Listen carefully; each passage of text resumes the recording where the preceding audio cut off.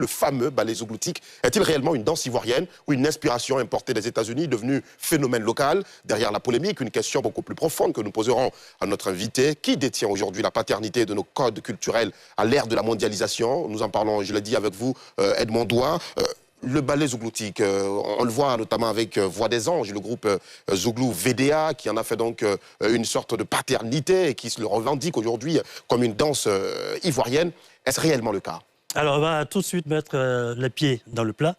Cette danse ou cette manière de danser, appelée ballet zougloutique, est née en 1957 aux États-Unis, en Philadelphie précisément, inventée par un certain Al Brown, musicien, chanteur, qui a décidé de créer cette danse pour permettre à ceux qui devaient s'exprimer dans des activités comme des bals et autres, donc de pouvoir faire ce ballet. En 1960, les Français l'ont adopté. Et il faut attendre pratiquement 10 ans après, donc dans les années 80, pour que le groupe RAS, qui va monter donc son ballet sur la chanson Aïni, que tout le monde a connue, pour donc exécuter ses pas de danse. Le ballet a été monté par Dekis, qui est donc issu du groupe Suchoc. Donc pour dire que cette danse a été importée, elle n'est pas ivoirienne. À quel moment elle arrive en Côte d'Ivoire? Alors comme je l'ai indiqué tantôt, dans les années 80. Donc quand RAS décide donc de faire son clip vidéo pour la chanson Aïni, ils ont fait appel à Dekis, donc que vous connaissez, qui fait partie du groupe Suchoc, qui était grand danseur d'ailleurs de Yakba, et c'est Dekis qui a monté le ballet. Si vous regardez bien le clip Aïni, vous allez voir Dekis qui revenait de l'école, il était en kaki, et il figurait bel et bien dans ce clip qui a été donc, dont les pas de cette fameuse danse ont été exécutés à cette époque.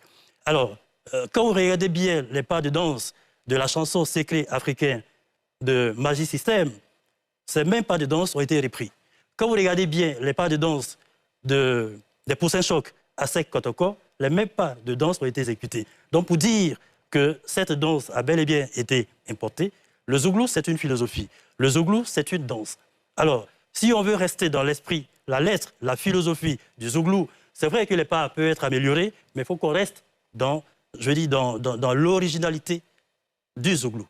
Et justement, on sait aussi qu'avec Billy Didier, il y a une certaine façon de danser le zouglou. On balance les mains de gauche à droite, les pieds aussi suivent le mouvement. Est-ce qu'en introduisant ce ballet zougloutique, comme on l'appelle aujourd'hui, comme une identité de cette musique, qui est aussi l'identité nationale, on est en train de faire disparaître quelque chose qui appartient profondément aux Ivoiriens? Alors, quelqu'un disait, on est en train de profaner. On n'est même pas en train de faire disparaître, on est en train de profaner finalement. C'est l'essence du zouglou.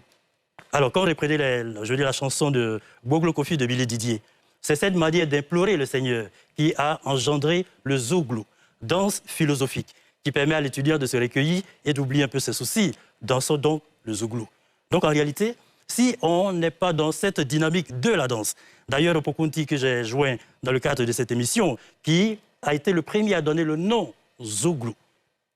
Zouglou qui, à la base, et selon ce que Opokunti a dit, ne voulait rien signifier à cette époque.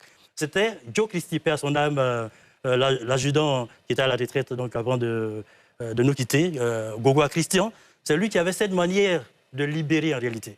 Il ne savait pas danser, donc mettez n'importe quelle musique, Joe Christie va libérer en zouglou là-dessus. Et donc, c'est Opokunti qui va le regarder un jour, qui va dire, mais c'est quelle manière de danser en wazari? Et donc, quand en 88, ils étaient élèves, en 90, ils arrivent donc étudier à la cité de Yopougon, Billy Didier va les rejoindre plus tard. Billy Didier, qui lui, à la base, est un faiseur de royaume. Donc, l'ambiance facile. Donc, Billy Didier va les observer pour dire, au lieu de libérer sur n'importe quelle rythmique, et si on créait une chanson sur laquelle vous allez exécuter les pas de danse du zouglou. Voici comment le zouglou, donc, à partir de la cité de Yopougon, a finalement été un phénomène national.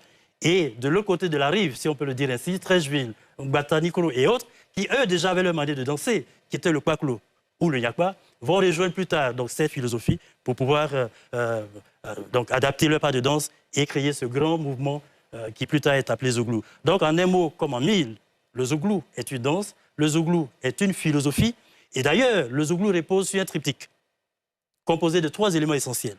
La gestuelle, le relationnel et ensuite la linguistique. Je fais partie de ce moule, puisque quand j'ai eu le bac en 91, j'ai intégré donc ce milieu, et on avait notre code, notre manière de nous exprimer. Et en réalité, c'est cette manière de s'exprimer qui faisait un peu la différence entre les étudiants et bien entendu le reste des jeunes de ce pays. Donc, aujourd'hui, on va dire 46 ans après, c'est dommage que ce triptyque soit relégué au second plan. au profit de la musique, enfin, qui est le woyo à la base. Et donc aujourd'hui, vous allez constater, la jeunesse ne s'est même pas libérée en zouglou. Exactement. C'est ce que j'allais justement vous poser comme question au bout de ce raisonnement. Est-ce qu'on peut finalement vouloir au groupe Voix des Anges, VDA, lorsque les précurseurs même du zouglou n'ont pas transmis de génération en génération cette manière, comme vous le dites, de libérer en zouglou. zouglou. Alors, la thématique, je dis le thème qui est... Par exemple, le groupe Magic System, pour s'internationaliser, pour s'exporter et exporter la musique zouglou hors des frontières ivoiriennes, a dû même changer la rythmique. Par exemple, on n'est pas parti forcément avec cette façon de libérer. Oui, alors, allons-y en arrière. J'ai interrogé David Taïro, qui a arrangé premier gaou de Magic System. Quand vous prenez la rythmique de Magic System, c'est un peu du zouk. Premier gaou, là, quand vous écoutez bien, parce que David Taïro, à l'origine, c'était un arrangeur influencé par la musique des Antilles. Et donc, quand Magic System frappe à la porte du studio de David Taïro, c'est David Taïro qui fait la composition. Et donc, Magic System a fait que je l'ai posé les voix là-dessus. Donc, cette influence a continué. Quand vous regardez nombre des chansons de Magic System, c'est vrai pour ce qu'on va appeler la world music, pour pouvoir exporter ce patrimoine, il a fallu, bien entendu, qu'il y ait ce melting pot, ce mélange. Très bien. Mais il ne faudrait pas qu'on oublie l'essentiel, l'identité culturelle d'un peuple. D'abord, je dis, c'est un cadre. Il y a des valeurs fondamentales qu'il faut retenir, entre autres, les pas de danse. Très bien. Alors, on va se rafraîchir un peu la mémoire avec ce sujet d'Issa Koné et de Moussa Nikema qui nous présente ses manières de danser le zouglou. Le ballet zouglou, une célèbre danse ivoirienne popularisée en Côte d'Ivoire par le groupe RAS au début des années 90, est aujourd'hui un incontournable des événements dans le pays. Mariage, baptême, anniversaire ou simple rencontre, le ballet zouglou s'invite dans chaque joie et dans chaque ménage. Selon plusieurs sources, la danse est originaire des salons américains, principalement l'Electric Slide, créé en 1976, ou le Madison, également connu sous le nom Candy Dance. En Côte d'Ivoire, le ballet zouglou intègre ses mouvements dans la culture ivoirienne, en les dansant sur de la musique zouglou, notamment celle de VDA. Si la danse empruntée à l'étranger, son exécution en groupe dans les maquis est faite, en fait une pratique ivoirienne à part entière. Si le ballet zouglou semble être une appropriation culturelle, il est aujourd'hui un style bien ivoirien. Mais voilà, on dit qu'il est aujourd'hui un style bien ivoirien, c'est ce que disent Moussa Nikema et Issa Koné à la fin de ce sujet. Les Ivoiriens ont fini par l'adopter. Est-ce que finalement, que de revenir à cette façon initiale, originelle de libérer, on ne pourrait pas garder cette façon de danser le zouglou, qui plaît bien aux Ivoiriens? Bien entendu, bien entendu. Alors je disais que qui part ou qui va en guerre perd sa place. Quand les ténors donc, du zouglou, je veux dire, ceux qui libéraient, qui dansaient le zouglou, ont libéré le plancher, si on peut le dire ainsi. Billy Didier est parti dans les années 80, 12-13 en France. Opokunti également est parti. Donc, en réalité, ceux qui devaient transmettre les pas originaux du zouglou, n'étant plus là, comme la nature a horreur du vide, évidemment, des pas se sont créés et VDA a suivi cette mouvance. La question que vous avez posée est essentielle. Est-ce qu'on doit jeter la pierre à qui que ce soit? Pas du tout. Mais ce qu'on déplore en tant que puriste du zouglou, c'est cette vidéo qui a fait le buzz où il y avait un jeune homme qui est venu libérer sur donc, la musique de VDA, et à un moment donné, ils l'ont interpellé pour dire non, c'est pas ça. C'est pas ça le zouglou. Et ils l'ont entraîné sur ce fameux ballet zougloutique qu'on veut finalement présenter comme du zouglou. C'est de là que cette polémique est née. Sinon, on peut adapter une danse, on peut l'améliorer, mais en gardant toujours à l'esprit l'essence même de cette danse. C'est comme si vous prenez le rock and roll et puis vous dansez le bébé là-dessus, que vous allez appeler cela le rock and roll. Non, c'est pas le rock and roll. Je veux dire, il faut respecter le code zougloutique tel qu'il a été édité à l'origine. Après, on peut l'améliorer. C'est vrai que la manière de danser de Billy Didier, un peu, je dirais pas très énergétique, hein. Mais après, on peut le raffiner. On peut le rendre accessible à toutes les générations, je veux dire, à tous les âges, si on peut le dire ainsi. Très bien. Mohamed Nour? Oui, moi je souhaiterais aller peut-être sur un angle un peu plus économique, c'est que, regardons aujourd'hui, des artistes qui ont parfois certaines difficultés financières veulent s'exporter à l'international pour pouvoir justement attirer donc une nouvelle audience. Est-ce que dans ce cas de figure, on n'est pas obligé quand même de s'internationaliser, d'être un peu en mutation pour pouvoir intéresser cette audience internationale? Je fais le parallèle avec quelque chose qui n'est pas le zougou, le coupé décalé. Quand vous prenez des artistes comme les Arafat DJ, les Desbordeaux, etc., au début, c'était un coupé décalé assez naturel, assez pur. Mais bien, depuis 2018-2019, là, on a changé quand même, les mélodies ont quand même changé, la façon de chanter a changé pour justement aller conquérir d'autres audiences. Donc est-ce que finalement, à force de vouloir rester dans ce qui est naturel, dans ce qui est initial, on ne se ferme pas des portes, on ne reste pas dans une sorte de protectionnisme, si je peux dire ça ainsi, et on ne peut pas exporter la musique à l'international? Alors, très belle préoccupation. Je vous ramène aux artistes congolais. Fally Ipupa, en l'occurrence. Est-ce que Fally Ipupa a changé la manière de danser? Il peut peut-être changer la manière de chanter. Il fait la world music, il peut chanter en anglais. Il a eu un duo avec R. Kelly, il me semble. Et Fally Ipupa a gardé les pas de danse congolais. Quand vous prenez la chanson Hello Koyo, qu'est-ce qui attire en réalité celui qui va voir un spectacle? C'est vrai, il y a la chanson.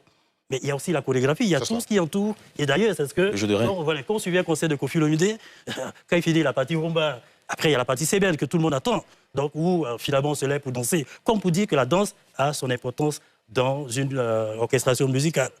Alors ce qui a manqué, je suis d'accord avec vous, et ce qui manque, c'est qu'on exporte peut-être la musique, mais on n'exporte pas suffisamment la danse. Si vous suivez un concert de Magic System à Paris ou à New York, en réalité... allez, c'est bien. Mais est-ce que ceux qui regardent identifient les pas de danse venant de la Côte d'Ivoire? Donc il faudrait qu'à un moment donné, on puisse aussi accompagner cela par des pas de danse qui nous ramènent à notre, à notre identité. Très bien. J'ai discuté avec l'ancien directeur général je ne fais pas de pub, de l'AETI à Bokeh. Le souci qu'à Bokeh avait, c'était que, vous voyez, chaque chanteur ivoirien avait son terroir à lui. Il avait donc le Gbegbe pour certaines localités, le Polier, ainsi de suite. Donc, l'idée de Bokeh, c'était, quand il créait donc cette émission Tempo à laquelle il invitait les artistes, c'était que le Zouglou soit une identité culturelle ivoirienne. C'est bien, mais aujourd'hui, on remarque que les pas de danse originaux sont en train de disparaître au profit donc de la rythmique. Donc, les notations ou alors le plaidoyer que nous faisons, on peut améliorer. Mais il faut toujours garder ces pas de danse qui nous rappellent notre, cette identité culturelle, exactement. Culturel. Très bien. Docteur Arthur Kamenon Yoboué. Oui, moi j'ai juste une préoccupation au niveau même des groupes actuels qui respectent la triptyque que vous avez présentée. Est-ce que, quand vous faites la typologie, est-ce qu'il y a des groupes qui sont restés fidèles? Qui sont restés fidèles aux Zouglous selon l'esprit estudiantin? Oui, je vais saluer déjà, je vais saluer Lago Paulin. Lago Paulin, à l'origine, c'est un système gazeux qui aussi avait le mandat de danser, qui était le Kwaklo et autres. Mais Lago a compris que pour rentrer dans l'esprit zougloutique, il fallait qu'il aille à la source. Donc Lago Paulin est venu à la cité de Yopougon, se familiariser avec les étudiants. Il a compris l'esprit et aujourd'hui Lago Paulin s'exprime. Je veux dire, ce code linguistique, il est pratiquement l'un des rares artistes qui libère. On va encore employer ce verbe-là parce que selon Opokunti, les étudiants emmagasinaient tellement de frustrations, tellement de problèmes que le Zouglou finalement leur servait de tremplin pour dégager ce trop plein d'énergie qu'ils avaient en eux. Donc je peux citer Lago Paulin, peut-être il y en a bien d'autres. Par exemple, le groupe Zouglou Makers. Malheureusement, avec le décès de Jean-Roger Adom, ce groupe s'est disloqué. Sinon, Zouglou Makers était également dans cette dynamique de chant et de danse zougloutique. Très bien. Maître Bémune Denguesson. Je voudrais déjà féliciter notre invité pour le cours magistral qu'il a donné. C'était une grande érudition. Toutefois, il y a deux interrogations majeures. Vous savez, la musique et l'art sont fils et filles de leur temps.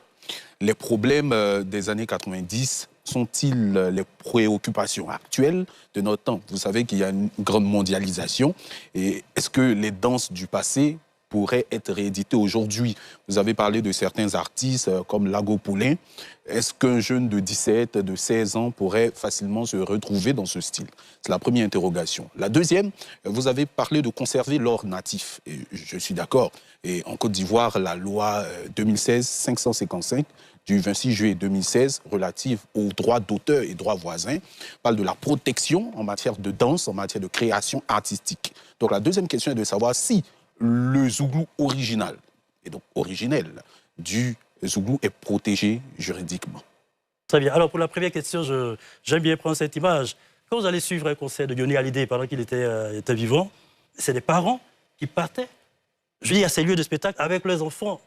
Et ces enfants, bien que ce n'était pas leur époque, mais comme il y a une sorte de transmission, on parlait tout à l'heure de transmission générationnelle, les enfants vont suivre pratiquement, ou à la lettre, ce que leurs parents consommaient. Et donc, ce qui manque, et ça il faut le confesser, c'est qu'on n'implique pas suffisamment nos enfants dans nos habitudes culturelles. Et de sorte que ils vont voir cela comme caduque, comme obsolète. Ils vont même se moquer de vous si vous exécutez par exemple les pas de l'équiné. Parce qu'on ne leur a pas appris que c'est le patrimoine culturel ivoirien et donc il faudrait qu'ils soient dans cette dynamique. Le malax des Sénégalais, c'est transmis.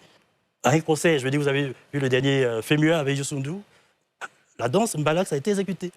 Je parlais de Fali, mais je peux parler de Koffi Olomide. Vous savez pourquoi quand Koffi Olomide vient à Abidjan pour un concert, c'est au moins 20 personnes. Mais dans ces 20 personnes, vous avez moins 5 ou 6 danseurs. D'abord, il y a les danseuses et les chanteurs qui eux-mêmes apprennent à danser parce qu'ils mesurent amplement l'importance de la danse dans une orchestration, dans un concert. La deuxième question, est-ce que le Zouglou est protégé? C'est cela.